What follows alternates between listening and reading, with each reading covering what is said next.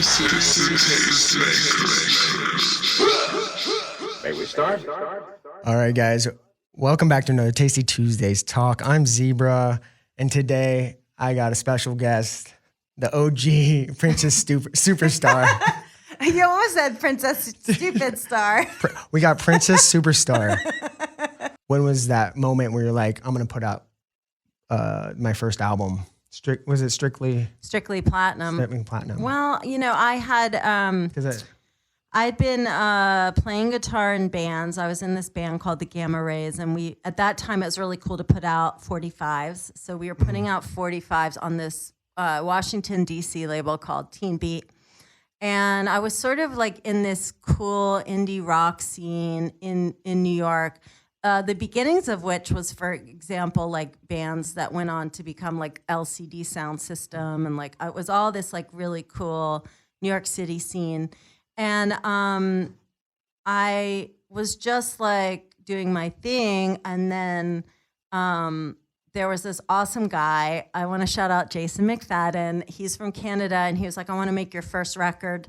So in 1995, he paid for me to go in to this studio in New York and make my first record, which was so cool. And so my first album came out on his label, which was called Fifth Beatle Records. So it really came out from Canada. The first band I was in, I was the guitar player in the Gamma Rays, and it was an all-girl band, and I was really shy. And I remember going to the singer and just being like, hey, I wrote this song, can I sing it? And she was like, no, you're the guitar player, I'm the singer. And I was like, I want to be the singer. And then on top of it, like I was like, I want to do hip hop. And she was like, no, we don't do that. And I'm like, oh God. So then I remember quitting the band. I was so scared. I was terrified. I was like, I don't know if I can do this. Like, I want to rap and I want to lead a band. Like, I don't know if I can do both of those things. You know, it's the early 90s, and there's all like in this indie rock scene and like no real support, you know? But I was like, that's what I want to do. And so I did it. You obviously have a lot of influence to making your music. So like if you want to break here, like because I could take one song, for example, and maybe start off like kind of rockish, indie rock. Yeah. Then all of a sudden it goes into like a 80s like hip hop beat. Yeah. And then it breaks, and then you're like singing kind of classically. You know what I'm saying? Yeah. So how does that come about with that creative process? I don't know. I guess it's just my crazy brain. I don't know. I like so many different genres of music, you know? It's like, and I guess it's like I love music. I just love music. And so for me, I don't see like, oh, that's an electro track, that's a hip hop track, that's a rock track. Like, I don't know. I don't see it. It just sort of mushes together for me. And so then that's, I guess, how it comes out. Is that like, really, it's just that I'm a fan of music. Like, and a fan like puts it mildly. Like, I feel it so intensely. So that's how it comes out of me. Yeah. I don't know anyone that's kind of like what you do.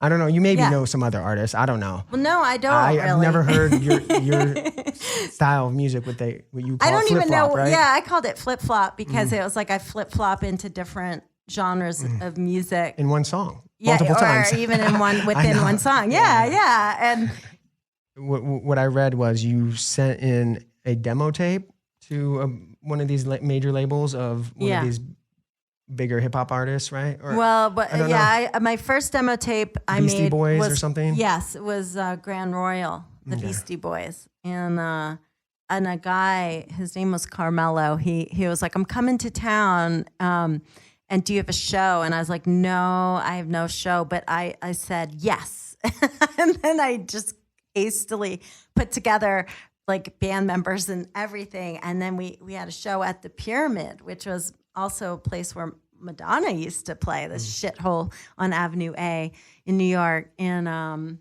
that was my first show at like 2 a.m. There was like 5 people there, and he wasn't one of them. He never came. But I started then. But that's exactly what you were saying before. You could just get a bunch of band members and like, we're doing a show. Yeah, and like, you know, it's probably really bad. I mean, it wasn't probably bad. Like, it was bad. Like, and also I was really nervous, so I just stood there. And I was so scared. Well, that was the beginning. That's what you needed. Yeah. You didn't call your old bandmates? No, I didn't. I didn't call them to be my bandmates. I'm doing hip hop. Yeah. it's interesting to do hip hop. Was it hip hop with a band? Yeah. So exactly. I was at that time in the early 90s, there was a lot of mixture between live music and hip hop. In other words, like if you think about like back then, or the Beastie Boys even, and or like bands like The Roots and like things like that. Like people were mixing live music with hip hop. Yeah.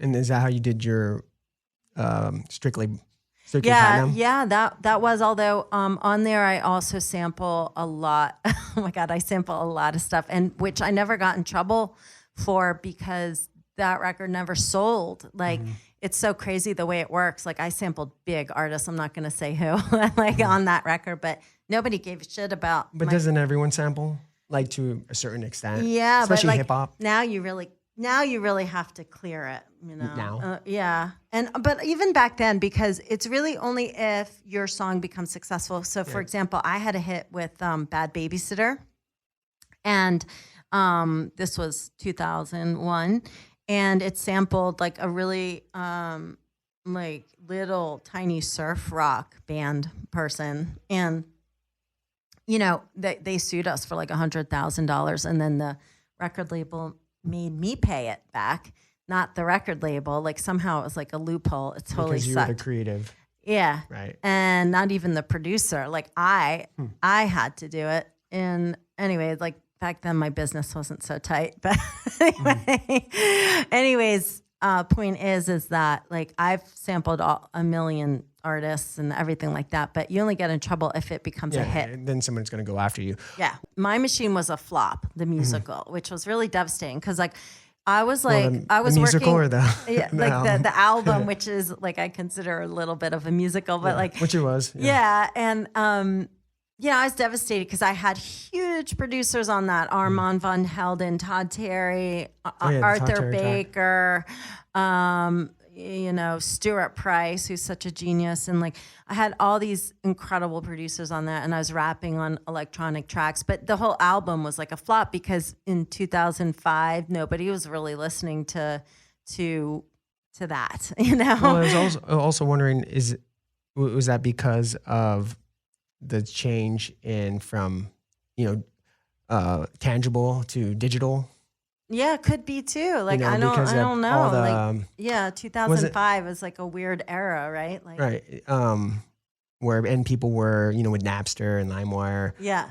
I was wondering if that would have to do anything with it. I don't know. I have no idea. But where did they bring up an interesting point? Because I don't know. Where was the label pushing it out?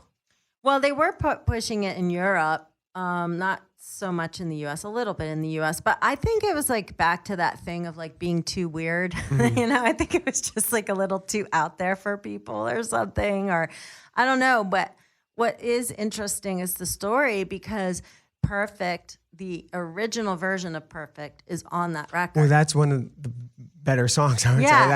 I wasn't even listening. Yeah. I wasn't looking on my phone. Yeah. And I had to look on my phone to see, this is ringing in my ear. This is catchy. You like that one? Yeah. So that was that, and that was the originals produced by Mighty My, also of Bad Babysitter.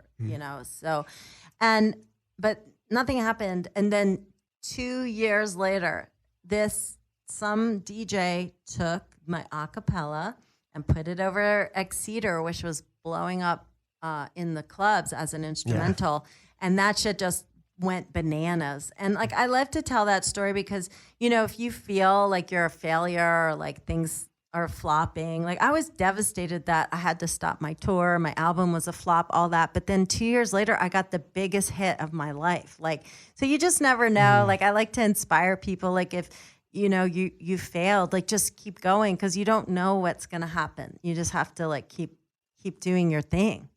Tasty Tuesdays.